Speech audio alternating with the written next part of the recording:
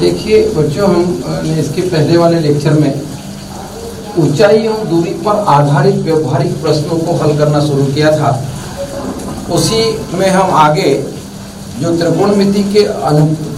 त्रिकोणमिति अनुपात के अनुप्रयोग हैं, त्रिकोणमिति अनुपातों की सहायता से हम किसी भवन की ऊंचाई, दो भवनों के बीच की दूरी, इस प्रकार के प्रश्नों को यहाँ हल कर लेते हैं। तो उसी पर आधारित ऊंचाई एवं दूरी पर आधारित व्यवहारिक प्रश्नों को हम हल कर रहे हैं। तो यहाँ देखिए बेटा, एक प्रश्न लिखा हुआ है, भूमि से 60 मीटर की ऊंचाई पर एक पतंग उड़ रही है। पतंग में लगी डोर को अस्थायी रूप से भूमि के एक बिंदु से बांध दिया गया है। भूमि के साथ डोरी का झुकाव 60 अंश है। यह मानकर कि डोरी में ढील नहीं है, डोरी की लंबाई ज्ञात करो। बच्चों, प्रश्न को एक बार पढ़ लीजिए, आप देख लीजिए एक बार प्रश्न को। भूमि से 60 मीटर की ऊंचाई पर एक पतंग उड़ रही है। पतंग में लगी डोरी को अस्थायी रूप से भूमि के एक बिंदु से बांध दिया गया है। भूमि के साथ डोरी का झुकाव 60 अंश है।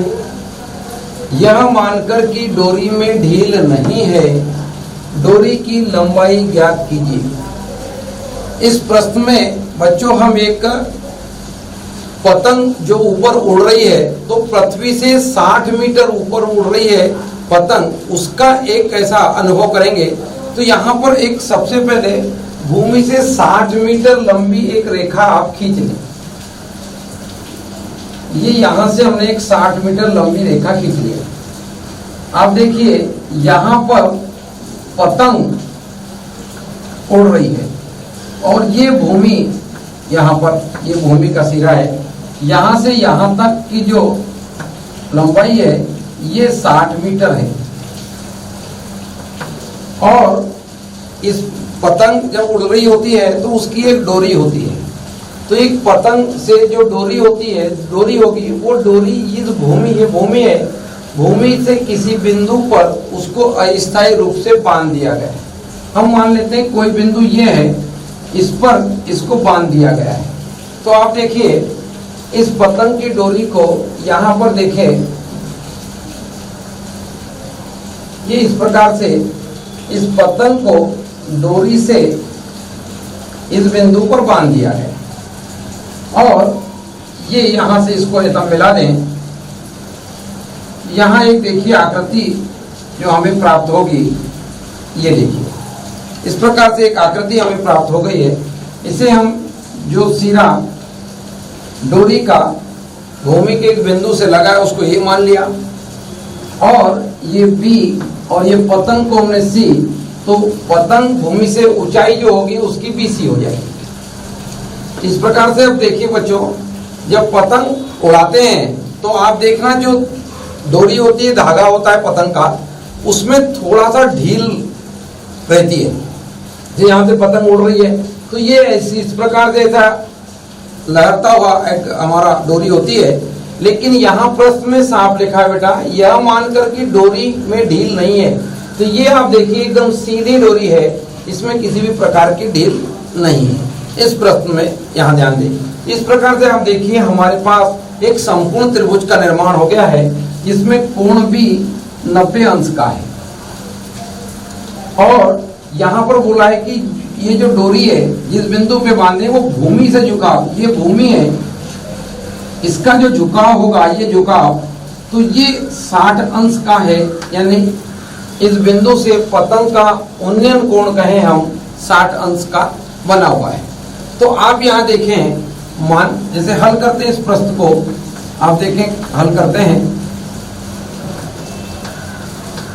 माना कि डोरी की लंबाई L मीटर है।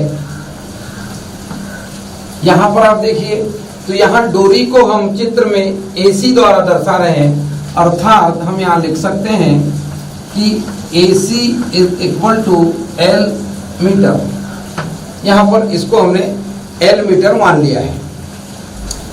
और आप देखिए यहाँ दिया है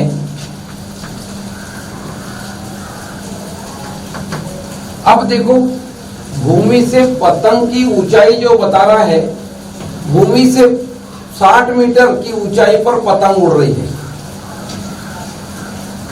भूमि से पतंग की ऊंचाई आप देखें, ऊंचाई को यहां हमने BC के द्वारा दर्शाया है। BC बराबर 60 मीटर दिया हुआ है। अब देखिए ये कोण होता है, कोण 60 है, इसके सामने की ये भुजा सम्मुख भुजा कहलाती है, और ये बड़े कोण के सामने की भुजा जो है ये कर्ण के रूप में है, जिसको हमें ज्ञात करना है।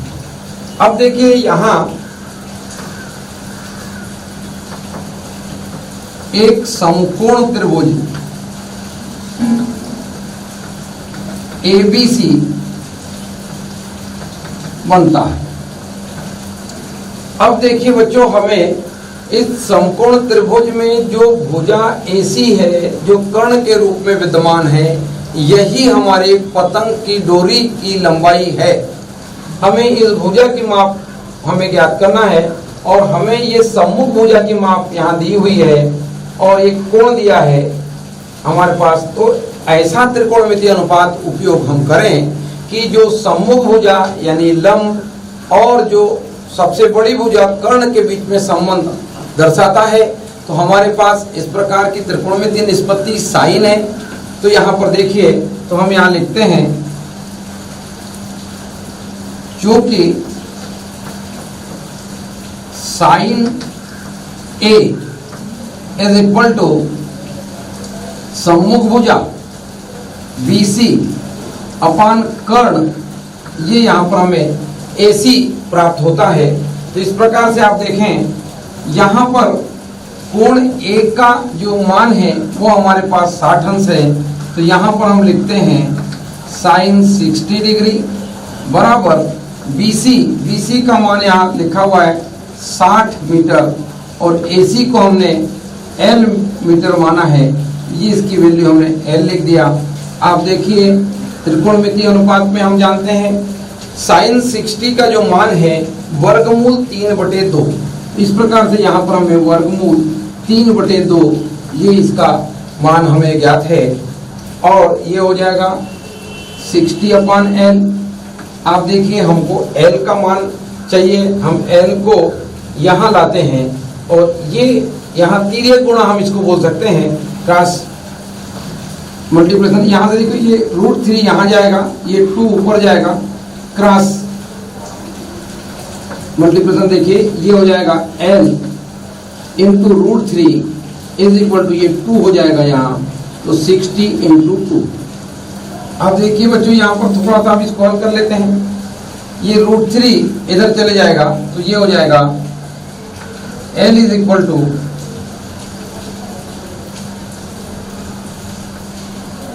120, ये 60 गुणित 2 120 अपान वर्गमूल 3। ये इस प्रकार से हमें यहाँ प्राप्त हो जाता है। इसको हम ऐसा लिख सकते हैं, आप देखिए L इज इक्वल टू, यहाँ 2 तरीके हैं, या तो इसको ऐसे लिखो, या ऊपर नीचे हम वर्गमूल 3 का गुणा कर दें। नीचे ये वर्गमूल 3 को हम हटाना चाहते हैं, तो हम एक तरीका यहाँ पर और बोल सकते हैं कि वर्गमूल 3 हटाना है तो अंश और हर में वर्गमूल 3 का गुणा कर दो। 120 वर्गमूल 3 गुणा वर्गमूल 3 बटे वर्गमूल 3।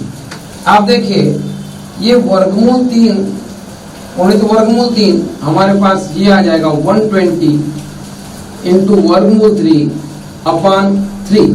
अब देखिए 3 से इसको हम काटते हैं, तो ये 120 में यदि भाग हम देंगे 120 अपान 3, देखिए अभी भाग दोगे तो ये 3 4 जा 12 और ये 0, तो इस प्रकार से ये 40 यहाँ होगा। तो ये 40 वर्गमूल 3 ये मीटर, ये L होगा। हम इसे लिखेंगे डोरी की लंबाई, यहां लिखेंगे अतः डोरी की लंबाई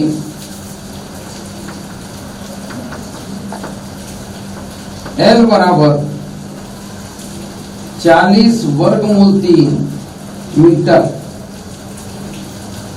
ये इस प्रकार से होगा। एक बार बच्चों यहां थोड़ा सा ध्यान दें, इस प्रश्न को आपने पढ़ लिया बेटा। इसमें यह बताया गया है एक पतंग भूमि से 60 मीटर ऊंचाई पर उड़ रही है। पतंग में लगी डोरी को अस्थायी रूप से भूमि के एक बिंदु से बांध दिया गया है। भूमि के साथ डोरी का झुकाव 60 अंश है। ये 60 अंश का झुकाव है और डोरी में किसी प्रकार की ढील नहीं है, तनी हुई डोरी है।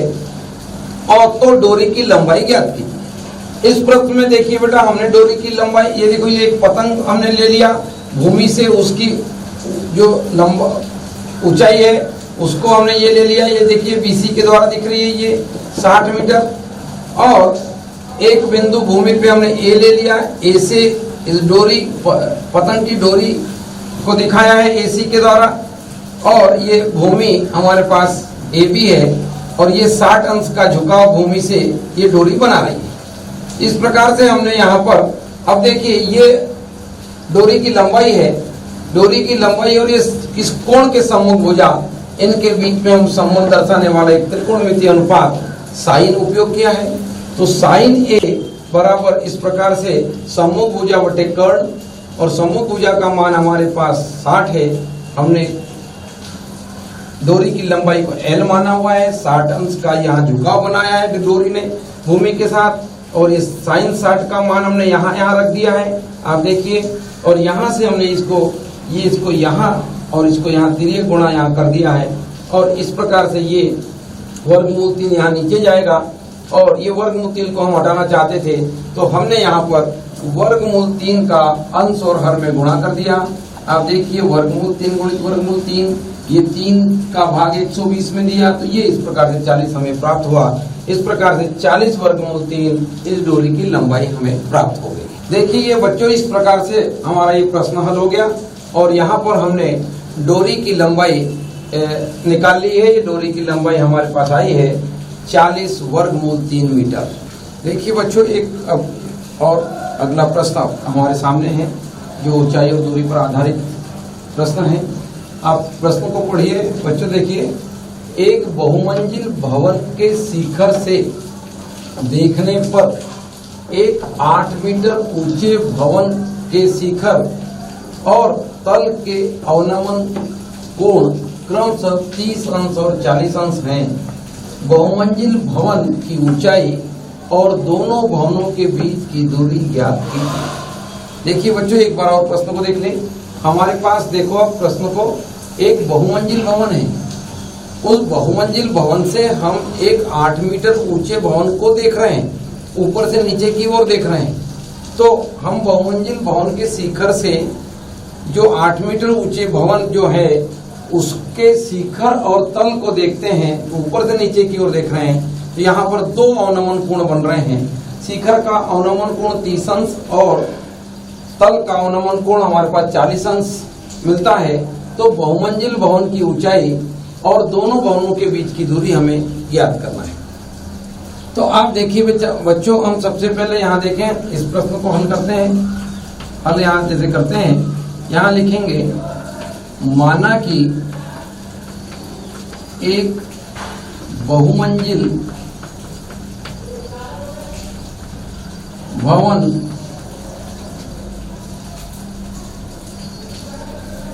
PC है तथा माना कि एक 8 मीटर ऊंचा भवन AB है। 2 हमने भवन मान लिए। यहां आप देखिए, यहां AB बराबर 8 मीटर है और यहाँ देखो बेटा, हम एक चित्र का निर्माण करते हैं। हमने देखो चित्र में ये जो पीसी है, ये पीसी एक बहुमंजिल भवन है, ऊंचा भवन है, और दूसरा हमने उसी के सामने एक भवन हमने ये भी बनाया है। ये दो भवन है जैसा कि हमने लिखा है। हमें भवन AB की ऊंचाई 8 मीटर दी गई है। अब हम बहुमंजिल भवन के शिखर P से 8 मीटर ऊंचे भवन के शिखर को देखते हैं। आप देखिए शिखर को देखते हैं तो हमारे पास दिया हुआ है प्रश्न में कि 30 अंश का अवनमन कोण बनता है, और इसी शिखर P से इसके तल A को देखते हैं तो 40 अंश का अवनमन कोण बनता है। इस प्रकार से आप देखिए, ये बिंदु P से क्षैतिज रेखा के साथ जो कोण बन रही है 30 अंश और ये 45 अंश का कोण यहाँ पर बनता है। हमने इस प्रकार से बिंदु P और B को मिलाया, बिंदु P और A को मिलाया, और उसी के साथ हमने A और C को मिला दिया, और A और C के समानांतर हमने एक रेखा BD भी खींच दिया। इस प्रकार से हमारे पास एक चित्र प्राप्त हुआ। इसमें दो प्रकार के त्रिभुज हमें दिख रहे हैं। आप देखिए, यहाँ पर देखिए कि कोण, ये जो 30 अंश का कोण है, ये कोण ये B के साथ PBD के साथ एकांतर कोण है, तो ये भी 30 अंश का होगा। और यहाँ पर देखिए QPA कोण 45 अंश का है, जो कोण PAC के साथ एकांतर कोण है, तो ये 45 अंश का कोण होगा। तो इस प्रकार से यहाँ आप देखिए, हमें क्या ज्ञात करना है? ज्ञात करना है बहुमंजिल भवन की ऊंचाई PC हमें ज्ञात करना है, और दोनों भवनों के बीच की दूरी AC भी हमें ज्ञात करना है। PC और AC दो चीज हमें यहाँ ज्ञात करनी है। तो यहाँ पर आप देखिए, चित्र से स्पष्ट है कि, चित्र को देखिए, चित्र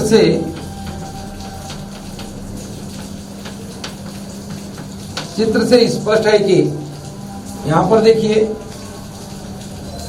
कोण QPB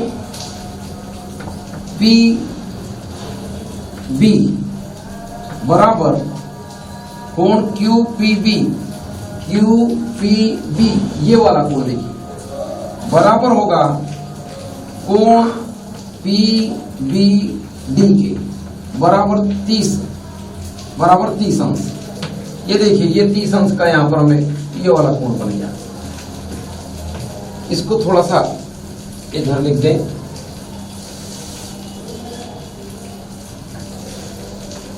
कोण QPB बराबर कोण PBD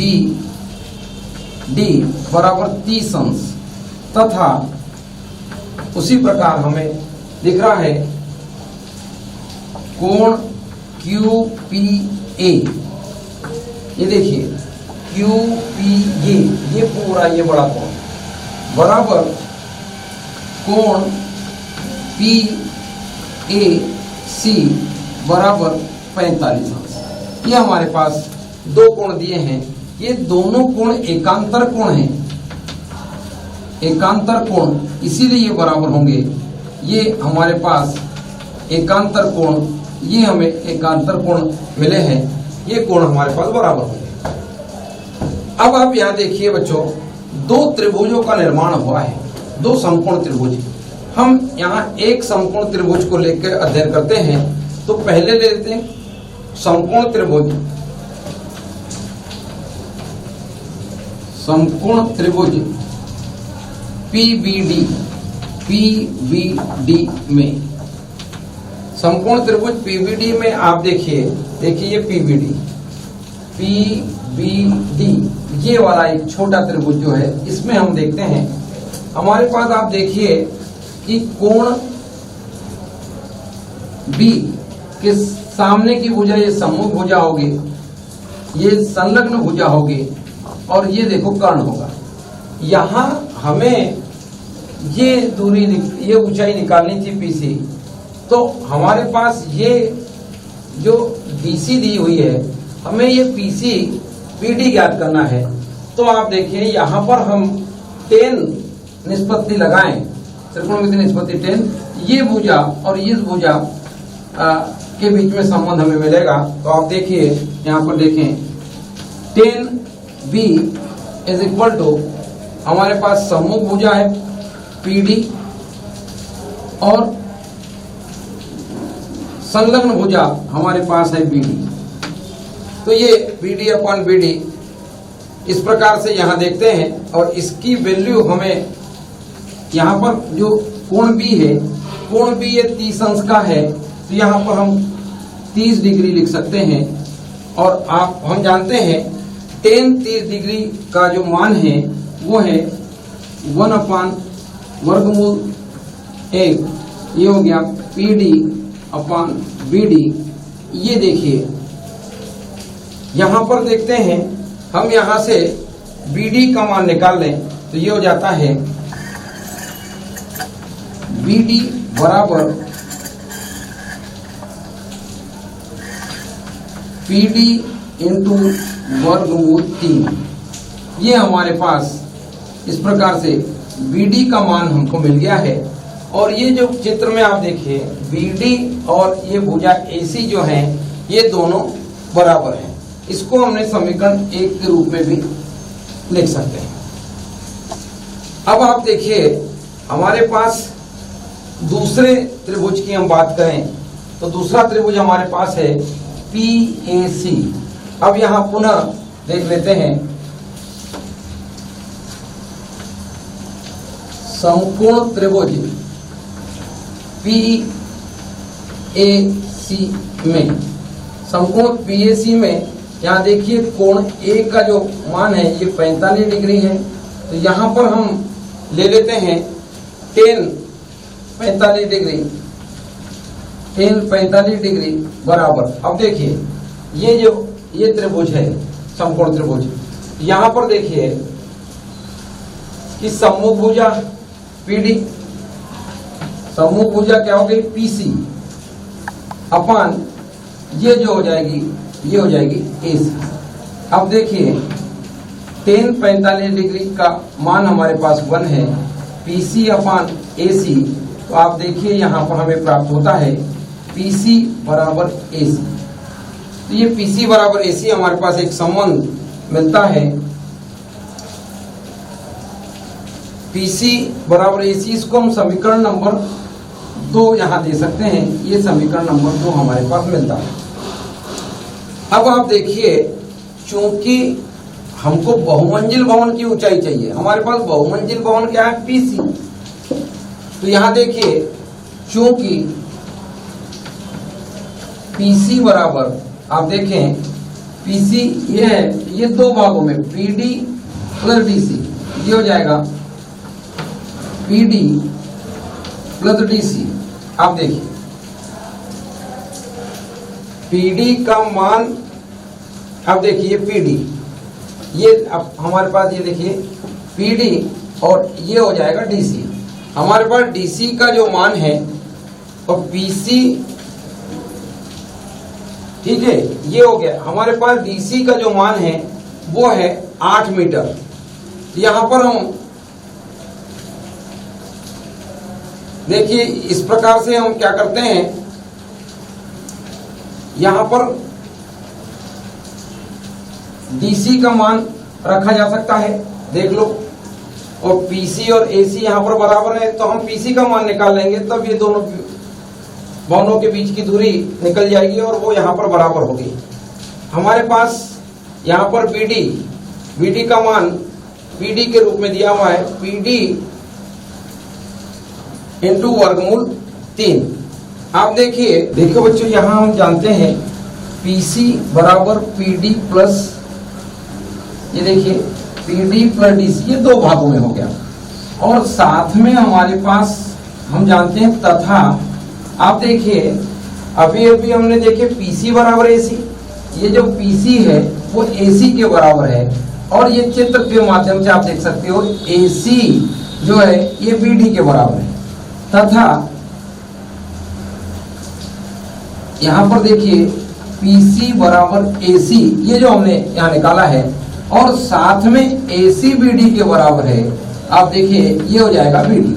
यहाँ पर हम PC की जगह BD रख सकते हैं, तो आप देखिए इसीलिए यहाँ देखिए ये PC की जगह हम यहाँ BD उपयोग कर सकते हैं, तो ये हो जाएगा BD बराबर PD प्लस DC का मान, आप देखिए DC का मान 8 सेंटीमीटर है, हमने यहाँ 8 मीटर है, यहाँ 8 मीटर इसका मान हमने रख दिया।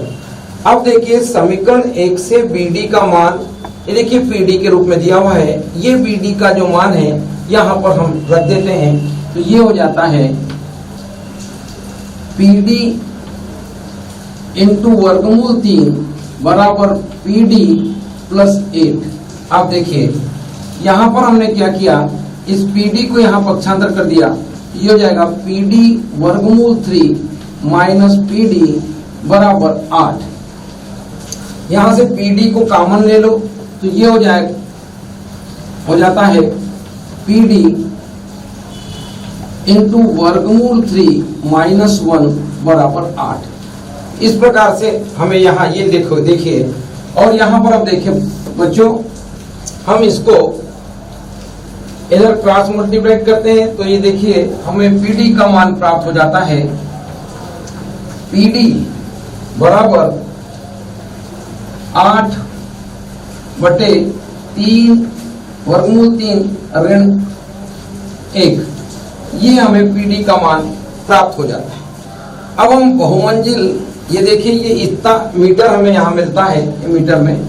अब देखिए चूंकि हमें क्या चाहिए, बहुमंजिल भवन की ऊंचाई, ये देखिए बहुमंजिल भवन की ऊंचाई, यहां हम इसको PC से लेते हैं, PC बराबर जैसा माने हैं PD प्लस DC। अब देखिए बच्चों यहाँ देखिए PD का जो मान ये आपने निकाले हैं, और DC का मान आप जानते हैं, तो ये यहाँ पर रख देंगे, ये हो जाएगा 8 वर्गमूल 3 माइनस 1 प्लस 8। आप देखिए इसको थोड़ा सा हम हल कर लेते हैं। यहाँ पर हमने हल करने के लिए क्या किया है, ये यदि इसको हम यहाँ लघुत्तम ले लेते हैं, तो लघुत्तम यदि लेते हैं तो ये हो जाएगा PC बराबर वर्गमूल 3 ऋण 1, और ये हो जाएगा 8 प्लस 8 इंटू वर्गमूल 3 माइनस 1। यहां देखिए बच्चों, ये अब देखिए यहां पर हम क्या करते हैं,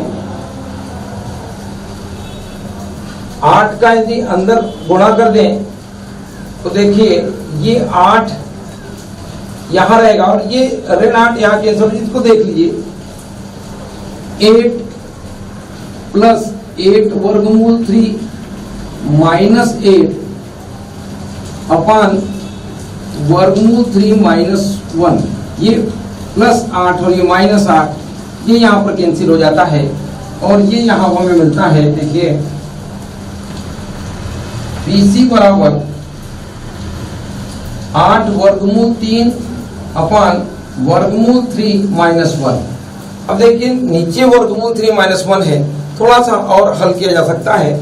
यहाँ पर वर्गमूल 3 ऋण 1 का को यदि हम हटाना चाहते हैं तो हम यहाँ पर क्या करते हैं, ये अगली स्टेप में लिख सकते हैं 8 वर्गमूल 3 अपान वर्गमूल 3 माइनस 1 इंटू वर्गमूल 3 माइनस प्लस 1 अपान वर्गमूल 3 प्लस 1 का अंश और हर में गुणा कर दिया। अब देखिए ये जैसा सूत्र हम जानते हैं, a ऋण b धन इंटू a धन b, तो होता है a का वर्ग ऋण b का वर्ग, उससे इसको हल कर दें, ये हो जाएगा PC, नीचे हो जाएगा ये वर्गमूल 3 गुणित वर्गमूल 3, ये हो जाएगा 3, और ये हो जाएगा 1 इंटू 1, ये हो जाएगा 1, तो ये हो जाएगा 3 माइनस 1। अब देखिए ऊपर आप देखिए, ऊपर यदि आप गुणा करते हैं, वर्गमूल 3 का गुणा कर दो, 8 वर्गमूल 3 गुणित वर्गमूल 3 3 धन वर्गमूल 3।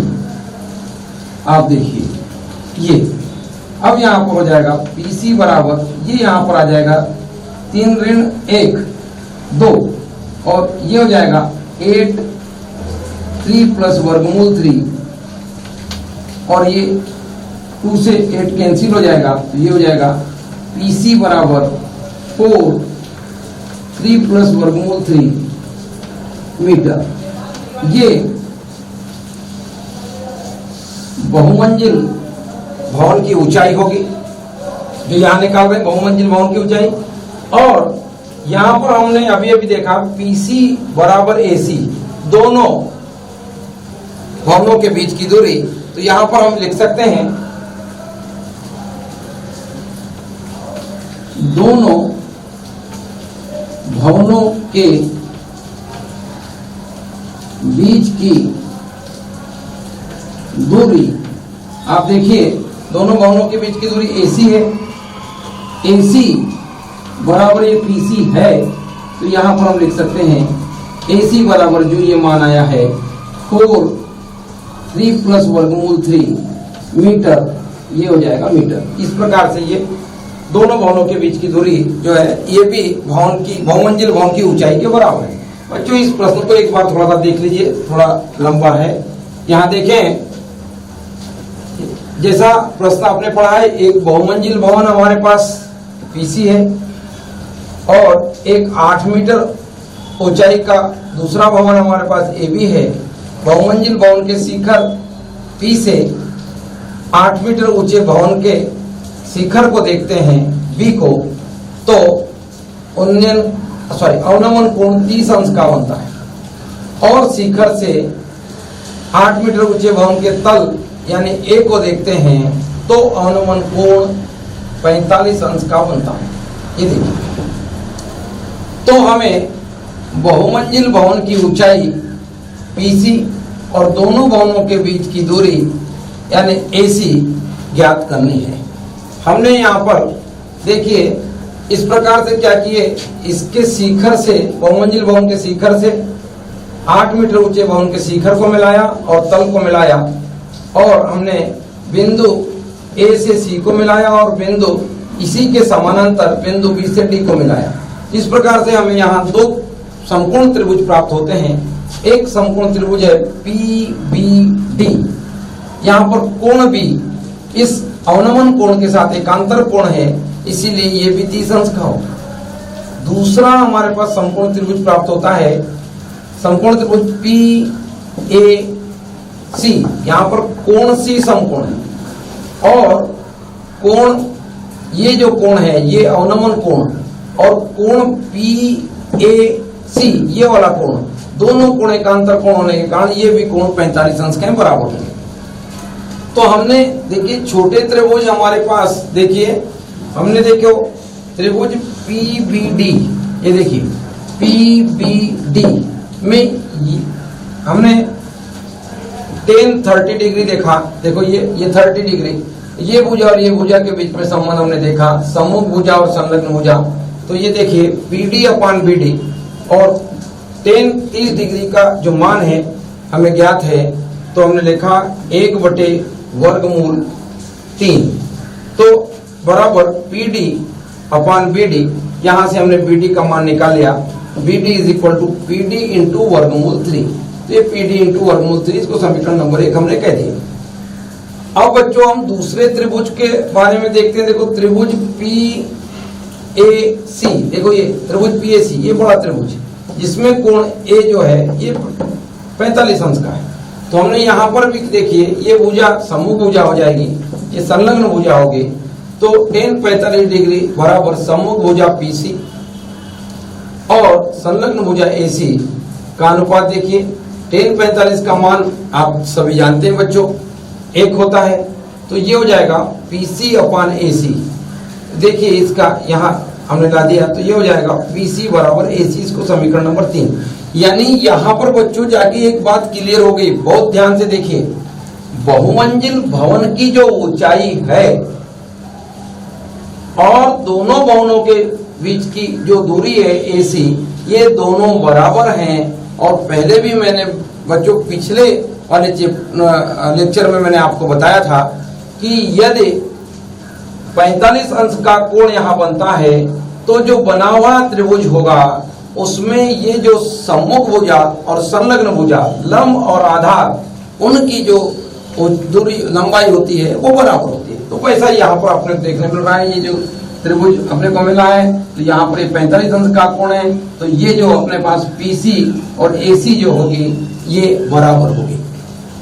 तो अब हमें क्या करना है कि प्रश्न में दो चीज पूछी गई है बच्चों, देखिए बहुमंजिल भवन की ऊंचाई और दोनों भवनों के बीच की दूरी, और ये यहाँ पर जाके हमने देख लिया कि ये दोनों एक ही हैं, दोनों का मान बराबर आएगा। तो हम बहुमंजिल भवन की ऊंचाई निकालने के लिए देखिए बहुमंजिल भवन देखिए यहाँ दो पार्ट में दिख रहा है। ये PC को हम PD प्लस DC के रूप में लिख सकते हैं। देखो PD प्लस DC के रूप में लिखा। अब चूंकि हमारे पास यहाँ पर आ गया है PC बराबर AC, हम जानते हैं, लेकिन यहाँ पर देखिए AC और ये BD जो समानांतर है ये दोनों भुजाएं बराबर हैं, तो ये PC बराबर AC बराबर BD हम जानते हैं। तो हमने यहाँ PC की जगह BD उपयोग किया है, ये BD रखा और BD का मान हमने समीकरण 1 में जो निकाला है PD इंटू वर्गमूल 3, तो ये PD इंटू वर्गमूल 3 यहाँ पर आ गया। और यहाँ पर आप देखिए तो ये हो जाता है PD इंटू वर्गमूल 3, यहाँ पर इस PD को पक्षांतर कर दिए माइनस PD, यहाँ देखिए PD को यहाँ पर हमने ओवनलेस निकाल लिया, वर्गमूल 3 ऋण 1 बराबर 8। अब देखिए ये वर्गमूल 3 ऋण 1 को तीसरे गुणा यहाँ पर हमने कर दिया, तो इस प्रकार से PD का मान हमें प्राप्त हुआ, PD बराबर 8 अपान वर्गमूल 3 माइनस 1, ये इतने मीटर PD का मान मिल गया। अब देखिए हमको PC निकालना है, PD का मान ये आ गया 8 बटे वर्गमूल 3 ऋण 1 मीटर, और ये DC का मान हमारे पास 8 मीटर है। हम इन दोनों को जोड़ देंगे तो PC मिल जाएगा। देखिए बहुमंजिल भवन की ऊंचाई PC बराबर PD प्लस DC, ये PD का मान हमने निकाल लिया, ये DC का मान रख दिया 8। थोड़ा सा इसको बच्चों हमने हल किया है, यहाँ देखिए हल करने में यहाँ पर हमने लघुत्तम ले लिया, देखिए लघुत्तम ले लिया तो ये यहाँ कुछ नहीं है, मतलब अपान में 1 है। तो यहाँ देखिए इसका गुणा यहाँ होकर ये ऐसा आ गया, तो ये देखो 8 का गुणा हम करेंगे, ये 8 धन 8 वर्गमूल 3 ऋण ये 8 आ जाएगा, ये 8 ऋण का ये धन का ये कैंसिल हो जाएगा, तो हमारे पास बचता है PC बराबर 8 वर्गमूल 3 अपान वर्गमूल 3 ऋण माइनस 1। यहाँ पर बच्चों अंश में वर्गमूल 3 ऋण 1 है, इसको हम हटाना चाहते हैं, इसीलिए यहाँ पर क्या किया है, ये इसका हम परिमेयकरण मान लो हर का, तो इसमें क्या किया कि ये वर्गमूल 3 ऋण 1 है, तो यहाँ पर वर्गमूल 3 धन 1 का अंश और हर में दोनों में हमने गुणा कर दिया। इस प्रकार से यहाँ ये गुणा कर दिया है, और इस प्रकार से यहाँ देखिए ये a माइनस बी और a प्लस बी के अनुसार ये 3 माइनस 1 हो गया, और इसका आपस में यहाँ गुणा कर दिया हमने वर्गमूल 3 का, वर्गमूल 3 गुणित वर्गमूल 3 और वर्गमूल 3 गुणित 1 वर्गमूल 3। यहाँ पर आप देखिए ये हो जाएगा 2, यहाँ से ये 2 से ये 8 कट जाएगा, ये आ गया। तो ये PC यानी बहुमंजिल भवन की ऊंचाई ये आ गई हमारे पास 4 इंटू 3 प्लस वर्गमूल 3 मीटर, और दो भवनों के बीच की दूरी भी ऊंचाई के बराबर है। तो यहाँ देखिए दोनों भवनों के बीच की दूरी ऐसी, इसको बच्चों लिखना ना भूलें। यहाँ पर परीक्षा में यदि आपने दोनों बराबर तो है, लेकिन ये प्रश्न में पूछा गया है दोनों भवनों के बीच की दूरी, तो आप ये दोनों भवनों के बीच की दूरी को भी यहाँ लिखना जरूरी है। इस प्रकार से ये प्रश्न को आप हल करेंगे। देखिए बच्चों एक अब अगला प्रश्न हम लिखे हैं, देखिए यहाँ प्रश्न को पढ़ो। भूमि के एक बिंदु P से एक 10 मीटर ऊंचे भवन के शिखर का उन्नयन कोण, 10 मीटर ऊंचे भवन के शिखर का उन्नयन कोण 30 अंश है। भवन के शिखर पर एक ध्वज को फहराया गया है और P से ध्वज के शिखर का उन्नयन कोण 45 अंश है। ध्वज दंड की लंबाई और बिंदु से भवन की दूरी ज्ञात कीजिए। अब यहाँ इस प्रश्न को बच्चों एक बार अच्छे से पढ़ लो, देख लो थोड़ा। अब यहाँ देखें हमारे पास एक 10 मीटर ऊंचा भवन है और उसके ऊपर एक ध्वज फहराया गया है। तो सबसे पहले बच्चों हमने यहाँ चित्र में देखिए ए बी एक भवन बना दिया जिसकी ऊंचाई 10 मीटर है। इसके ऊपर हमने एक बीडी ध्वज फहराया है। ये बीडी ध्वज को दर्शा रहा है। अब हमारे पास प्रश्न के अनुसार बिंदु भूमि पर कोई एक बिंदु है जिससे उस बिंदु से देखने पर इस भवन के शिखर का उन्नयन कोण हमारे पास 30 अंश है ये देखिए, और इस ध्वज का उन्नयन कोण जो है ये हमारे पास 45 अंश है। इस प्रकार से ये हमने चित्र बना दिया।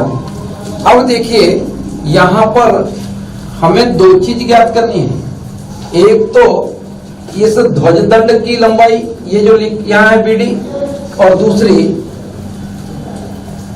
ये बिंदु और ये जो भवन है उसके बीच की दूरी, यानी हमें ये पी है, इसको भी हमें ज्ञात करना है। एपी या पी जो भी बोल सकते हैं, इसको हमें ज्ञात करना है। तो आप देखिए इसको हम हल करते हैं। यहां पर देखो माना कि ए बी एक भवन है और तथा बीडी एक ध्वज है। ध्वज या इसको ध्वज दंड कहें।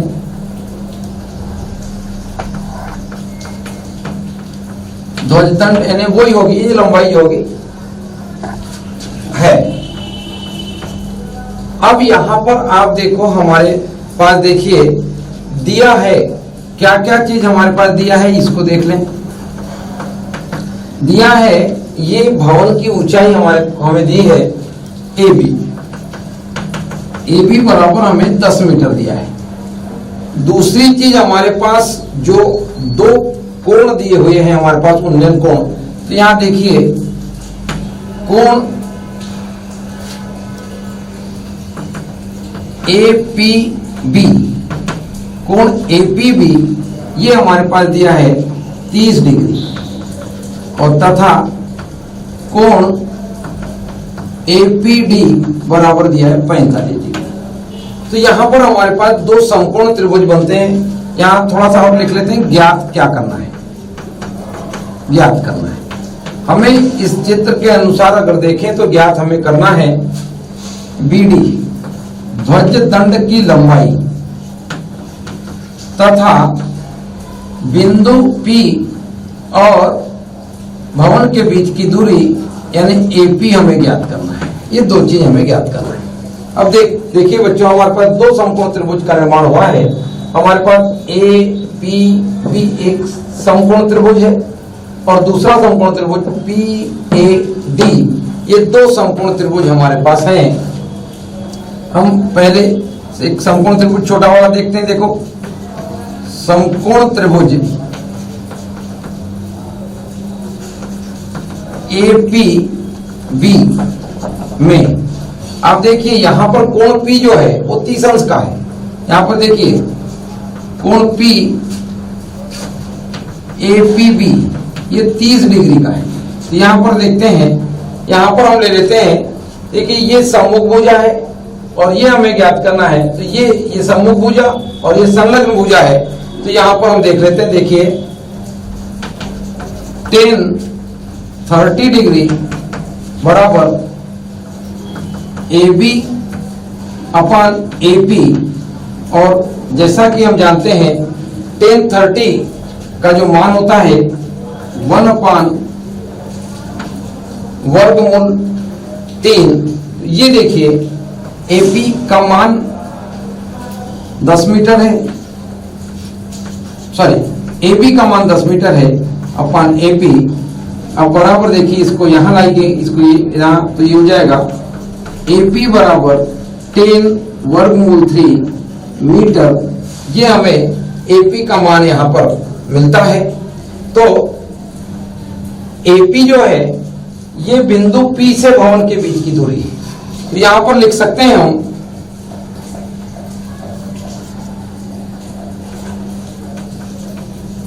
बिंदु P से भवन की दूरी AP बराबर 10 वर्गमूल 3 और यहां वर्गमूल 3 का मान हमें दिया हुआ है 1.732। यहां इसको देख सकते हैं, यहां लिख सकते हैं हम 10 इंटू 1.732 बराबर यहां लिखेंगे, ये 10 का यहां गुणा हो जाएगा, ये हो जाएगा 17.32 मीटर। ये हमें प्राप्त हो जाता है बिंदु P से भवन के बीच की दूरी। एक चीज हमने यहाँ ज्ञात कर ली, अब हमें निकालना है ध्वज दंड की लंबाई। ये ध्वज दंड की लंबाई हमें निकालना है। तो आप देखिए ये कैसे निकलेगी। अब देखो दूसरा एक समकोण त्रिभुज हमारे पास है PAD। अब यहां लिखते हैं समकोण त्रिभुज PAD में यहां पर कोण 45 अंश का है, हाँ 45 अंश का कोण है। ये APD कोण भी इसी प्रकार यहां देखिए कोण 45 अंश का है। तो यहां देखिए tan 45 डिग्री बराबर सम्मुख भुजा AD संलग्न भुजा AP।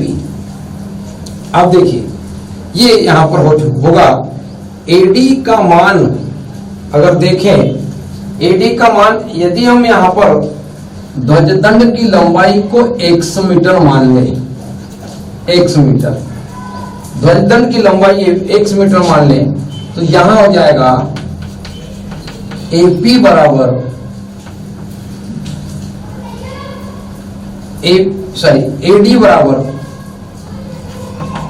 AD बराबर AB प्लस BD और AD बराबर ये हो गया 10, AB का मान BD को हमने 100 मान लिया है, तो 10 धन 100 मीटर ये हो जाएगा। यहां हम वैल्यू रखेंगे। tan 45 का मान हम जानते हैं 1 है, AD का मान 10 प्लस x होगा और AP का मान अभी हमने निकाला है। यहाँ देखिए AP बराबर 10 वर्गमूल 3, यहाँ इस रूप में ले लेते हैं, ये हो जाएगा 10 वर्गमूल 3, ये हमें मान आ गया। अब यहाँ पर देखिए इसको तिर्यक गुणा कर देंगे, 10 वर्गमूल 3 बराबर 10 धन x। अब देखिए x बराबर इस 10 को यहाँ पक्षांतर कर दें, ये हो जाएगा 10 वर्गमूल 3 ऋण 10 बराबर x। अब देखिए हमने यहां से x को कॉमन निकाल लेना है, और 10 को कॉमन उभयनिष्ठ निकाल लेंगे। इसको इस पक्ष को पहले लिख देते हैं, यहाँ x बराबर इसमें से 10 को उभयनिष्ठ कर लें, ये हो गया 10 वर्गमूल 3 ऋण 1, ये हमारे पास आ गया। यहाँ हम वर्गमूल 3 का मान रख सकते हैं। तो आप देखिए x बराबर 10 1.732 माइनस 1, तो ये हो जाएगा x बराबर 10 इंटू 0.732। अब देखिए ये हो जाएगा x बराबर, ये 10 का गुणा करेंगे तो ये हो जाएगा 7.32 मीटर। ये हमारे पास x का मान मिल गया। तो यहां लिख सकते हैं अतः ध्वजदंड की लंबाई, ये जैसे पूछा गया है, ध्वजदंड की लंबाई, चित्र में इसको हमने BD से दिखाया है, BD बराबर 7.32 मीटर। इस प्रकार से ये प्रश्न हमारा हल हो गया। इस प्रकार देखो दोनों चीजें हमारी आ गई। ध्वजदंड की लंबाई आप देखिए 7.32 और ये बिंदु P से भवन के बीच की दूरी आप देखिए ये आ गई, तो ये भी हमारे पास मिल गई है 17.32। आप देखिए यहाँ पर ये ध्वजदंड की दूरी और ये भवन की ऊंचाई का योग जो है वो बिंदु P से भवन के बीच की दूरी है, क्योंकि यहाँ कोण 45 अंश का बना था। इस प्रकार से ये प्रश्न हमने हल कर लिया। आज आप देखिए बच्चों, हमने इसके पहले जो प्रश्न क्रमांक 6 हल कराया था, इसके तुरंत पहले, और ये प्रश्न क्रमांक 7 हमने हल कराया है। बच्चों ये दोनों प्रश्न 2019 के बोर्ड परीक्षा में आपको पूछे गए, परीक्षा की दृष्टि से महत्वपूर्ण प्रश्न है ये। तो इसी प्रकार के प्रश्नों को आप हल कीजिए और इस प्रकार के प्रश्नों का अभ्यास कीजिए, आपको सभी को सफलता मिलेगी।